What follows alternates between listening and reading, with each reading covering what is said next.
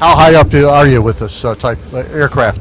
The service ceiling is rated all the way up into the 50 and 60,000 feet. We tend to cruise around around 28,000 on the transit over here. And then the show that everyone's going to see this weekend, we do the show at low altitude so everybody can see the kind of things that this jet and its pilots are capable of. And we love doing it down low in front of crowds. It's an exciting, dynamic show, and it's a really impactful performance. And that's what we want people to come out and see, be impacted by the kind of things that your American men and women in the military are capable of achieving with teamwork and integrity together.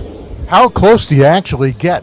Yes, there's two sort of facets to the show. The diamond formation, which is pilots 1 through 4, and the solos are pilots 5 and 6. The diamond will get within 18 inches of our wingtip to canopy separation on our first maneuver of the day, right out of the gate.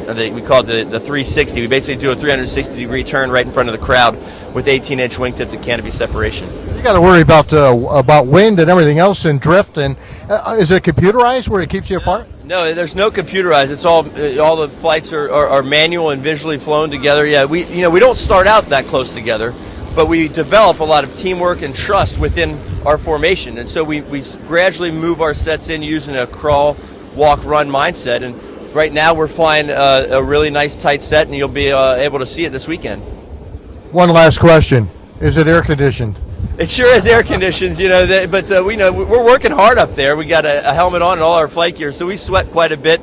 But there is air conditioning. It works better when you're at altitude and got some cold air kicking. But I think the weather is going to be absolutely perfect this weekend. Come out to see us. The show starts at noon. We fly at 3, and there's a lot of great acts here from all over the country performing. I just have one question, John. Are the aircraft, are they reconfigured in any way for shows because they're flying so close to crowds and things, or is it the same type of everything in it is what's in it when you're in the military? Right. Obviously, there are some changes. There's a shiny paint job on here. Our maintainers are so motivated, though. If these jets were recalled into operational duty, they could have them ready to go in 72 hours. There are some modifications we make for showmanship, essentially. We take the gun barrel out and put in a smoke oil barrel, and we do that for visuals. Basically, it's easier to track the airplanes if we send some smoke out behind it. And that's just basically vegetable oil gets dropped into our exhaust and vaporizes, and that turns into smoke. So, John, at any point you could be called into active duty and be flying an F-18 or similar aircraft. Well, absolutely. Every Blue Angel is hand-selected from the operational fleet, and we could be ready to go back. I mean, that's where we came from. When I leave the team in November, this is my last season on the team, I'll go back to an aircraft carrier flying operationally once again for sure.